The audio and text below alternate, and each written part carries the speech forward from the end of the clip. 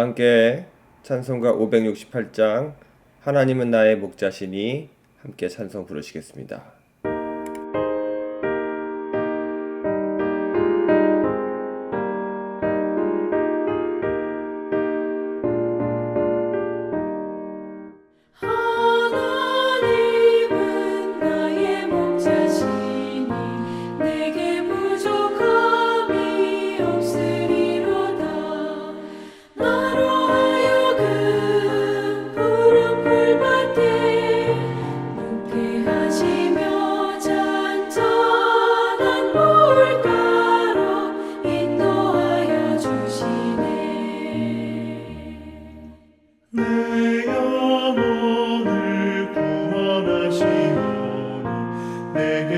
감사함이 넘치나이다.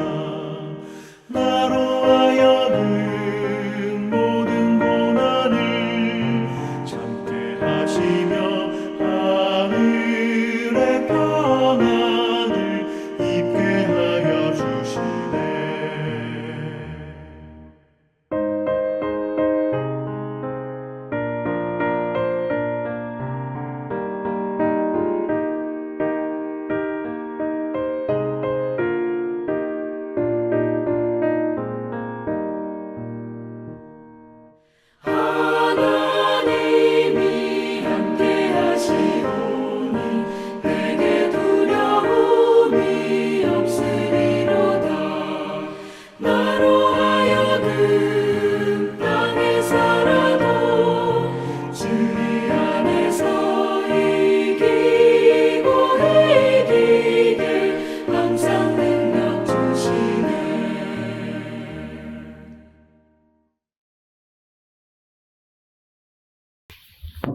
오늘 우리에게 주신 하나님 말씀 마가복음 14장 27절부터 31절까지의 말씀입니다.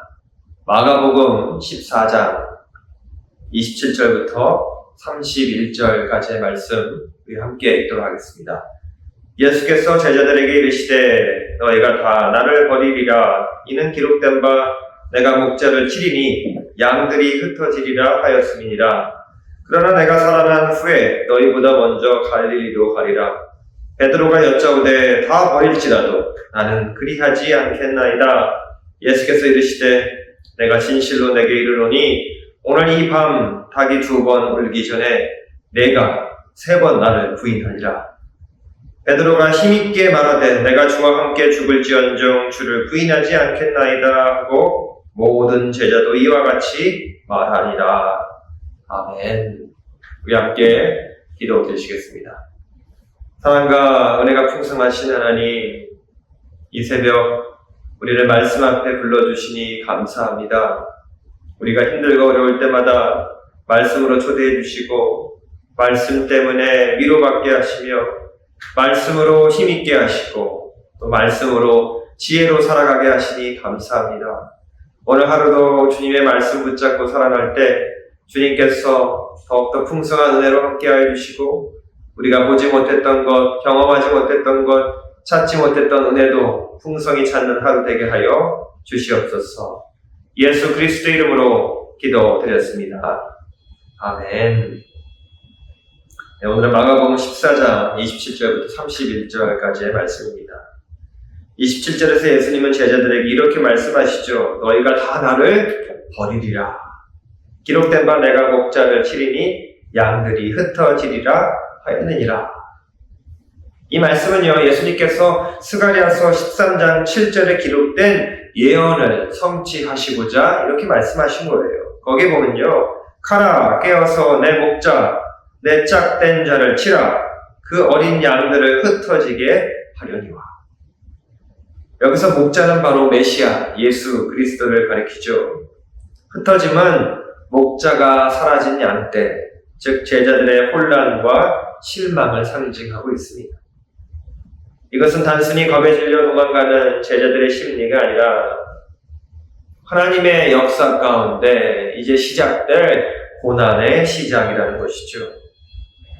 하나님은 이 흩어짐 속에서도 역사하시고 새로운 길을 준비하고 계셨습니다. 하지만 예수님은 곧이어 이렇게 말씀하시죠. 14장 28절에 그러나 내가 살아난 후에 너희보다 먼저 갈릴리로 가리라. 이 안에는 아주 중요한 메시지가 담겨 있습니다. 예수님은 죽음 이후의 이야기를 말씀하고 계세요. 죽음 너머를 보고 계시는 분이시죠. 예수님의 고난과 죽음은 끝이 아니라는 것도 이야기하고 계세요.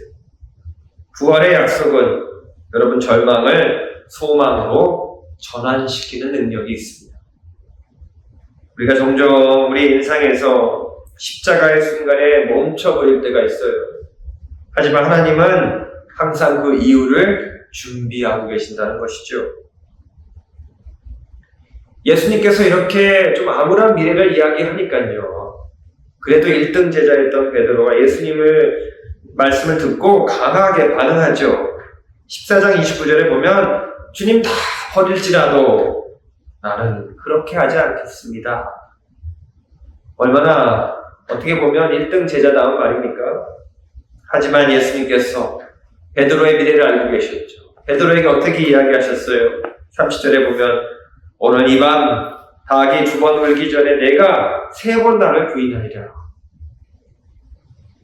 예수님의 십자가는 어떻게 보면 베드로에게는 가장 듣기 싫은, 보기 싫은 걸림돌이었을 줄 믿습니다. 그가 기대한 메시아는 승리자였지 십자가에서 처형당하는 실패자가 아니었을 거예요. 베드로가 많이 실망했지만 그렇지 않은 척을 하고 있는 것이죠. 오히려 베드로는요, 더욱더 주님을 따르겠다고 이야기하는 거예요. 어떻게 보면 그것은 인간적인 결정이었죠. 현실 앞에 섰던 베드로는 인간의 가장 두려움을 보여주고 있습니다. 두려움이 커지면서 베드로는 두려움보다 더 큰 공포를 경험하게 되는 것이죠. 예수님이 이제 매를 맞고 고통을 당하는 것을 알았고 자신의 모습이 그곳에 있을 것이라는 상상을 했을 때 두려움이 바로 그로 하여금 예수님을 부인하도록 만들어버렸다는 것입니다. 한 번이 아니라 3번이면요. 완벽하게, 완전하게 예수님과 함께 있었던 모든 시간들, 주님이 주셨던 가르침, 은혜를 다 부정하는 거예요. 철저하게 예수님과의 관계를 부정하는 것이 3번이었다는 것이죠.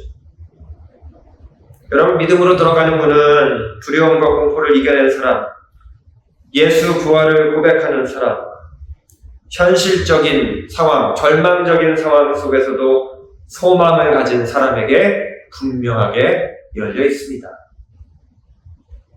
예수님께서 베드로의 배신을 이미 아셨지만 또 그를 책망하지는 않으셨어요. 오히려 그의 연약함을 통해서 회복을 준비하셨던 것 같아요.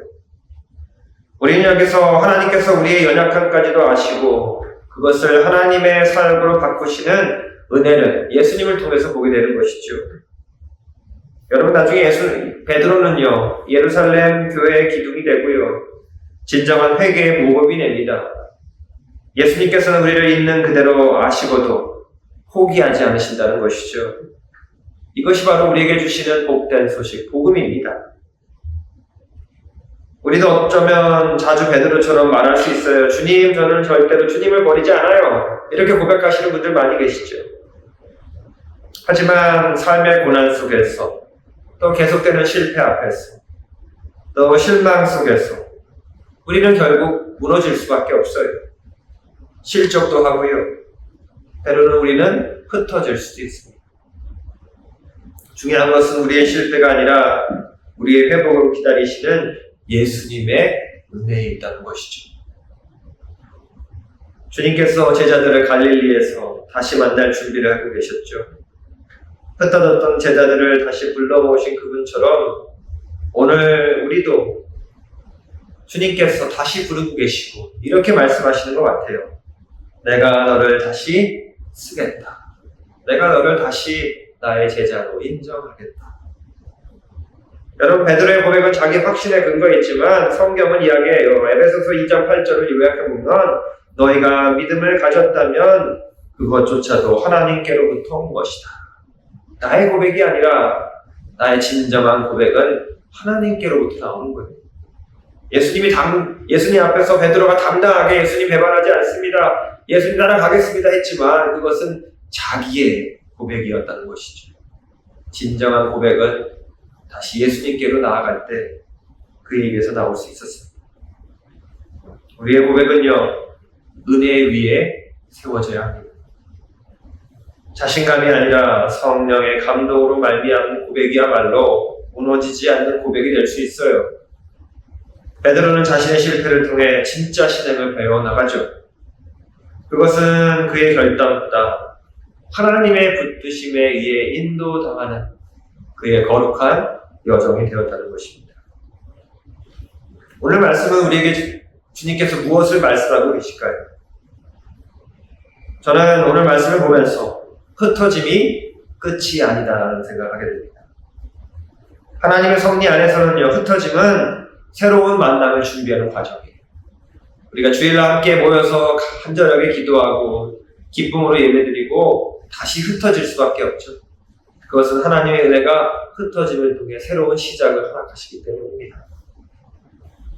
또한 실족은 은혜의 시작점이 될 수 있어요. 나의 실수보다 중요한 것은 나를 회복시키시는 하나님의 은혜라는 것이죠. 우리는 인간이기 때문에 실수할 수 있습니다. 하지만 실패하는 곳에서 끝나는 것이 아니라 우리는 하나님을 믿기에, 신앙이 있기에, 믿음이 있기에 그 실패함 속에서 회복시켜 나가시는 하나님의 역사를 기억하는 사람들이고 그 역사를 간증하는 사람들입니다. 그래서 여러분 실족하셨다면, 여러분은 실망하셨다면 그곳에서부터 하나님의 회복을 경험해 나가시기를 간절히 축원합니다. 또한 우리는 부활의 약속을 붙들어야 할 것이에요. 절망의 순간에도 예수님께서 다시 만나 주신다는 그 소망을 붙드는 사람이 되어야 합니다. 우리는 나의 고백이 아니라 하나님의 은혜로 살아가야 되는 사람들입니다. 여러분, 진짜 신앙은 내 안에서 나의 것으로부터 시작되는 것이 아니라 하늘로부터 주어지는 것이죠. 여러분, 나의 고백이, 나의 간증은요, 나의 과거의 나의 행동이 아니라 하나님께서 개입하시고 하나님의 결정으로, 하나님의 인도하심으로 내가 삶 속에서 하나님을 만났다라는 고백이 되는 것이죠. 저와 여러분들은 늘 고백할 때마다 하늘의 것, 하나님의 고백을 할 수 있는 저와 여러분 되기를 간절히 소망합니다. 또한 우리는 흩어진 우리가 다시 모일 날을 굳게 믿어야 될 것입니다. 교회는요, 세상에서 실패했던 자들이 함께 모여서 회복하는 신앙 공동체예요. 우리가 매번 모일 때마다 우리는 지치고 상처받고 아픔을 가지고 오지만 주님께서 우리를 회복시키시고 다시 힘들고 어려운 세상 속으로 보내시는 그 은혜가 있다는 것입니다. 그러니 우리가 늘 흩어지더라도 다시 모일 수 있다는 소망을 가지고 세상을 살아가야 할 것입니다. 오늘 말씀을 통해서 저와 여러분들이 흩어지더라도 다시 모이는 소망을 가지고 주님을 배반하는 베드로의 모습을 보면서 나도 혹시 주님을 배반하지 않나 점검하면서 주님께 더욱더 간절한 믿음으로 나아가는 저와 여러분 되시기를 간절히 축원합니다. 세상 속에서 우리의 고백이, 우리의 간증이 더욱더 빛을 발하는 날이 되시기를 간절히 축원합니다. 오늘 기도하실 때 계속해서 한인총회에 있는 저를 위해 기도해 주시고요. 제가 많은 은혜를 받고 성도들과 또 은혜를 나눌 수 있는 그러한 시간이 될 수 있도록, 성장과 배움이 될 시간이 될 수 있도록 기도를 부탁을 드리겠습니다. 우리 성도님들을 위해서 아프시고 또 불편하시고 회복 중에 계신 분들 기도해 주시고, 특별히 우리 한인타운에서 이렇게 돌아다니실 때 안전하게 다니실 수 있도록 함께 기도했으면 좋겠습니다. 또한 지금 이 순간에도 선교지에서 눈물로 기도하며 그곳에 있는 사람들을 섬기고 계신 분들 여러분 특별히 기도해 주시고, 우리 교회 안에 있는 엘피스 또 함께 사역하고 있는 리빙투게더 위해서 여러분 기도해 주시기를 부탁을 드립니다. 제가 먼저 기도합니다. 사랑의 주님, 우리는 자주 실족하고 흩어지며 주님의 의지로 주님을 따르겠다고 고백하지만 현실 속에서 무너질 때가 많습니다. 하지만 주님은 우리를 아시고도 사랑하시며 다시 갈릴리에서 우리를 기다리실 줄 믿습니다. 오늘도 주님의 은혜를 의지하며 살아가게 하여 주시옵소서. 우리의 연약함을 도구로 삼으시는 주님의 섭리를 믿게 하시고 부활하신 주님을 끝까지 따르는 우리 되게 하여 주시옵소서. 예수 그리스도의 이름으로 기도드렸습니다. 아멘. 우리 이 시간 함께 주기도문으로 고백합니다. 하늘에 계신 우리 아버지시여, 이름이 거룩히 여김을 받으시오며 나라의 마옵시며 뜻이 하늘에서 이루어진 것 같이 땅에서도 이루어지리이다. 오늘날 우리에게 일용할 양식을 주시옵고 우리가 우리에게 죄 지은 자를 사하여 준 것 같이 우리의 죄를 사하여 주옵시고 우리를 시험에 들지 말게 하옵시며 다만 악에서 구하시옵소서. 나라와 권세와 영광이 아버지께 영원히 있사옵나이다. 아멘.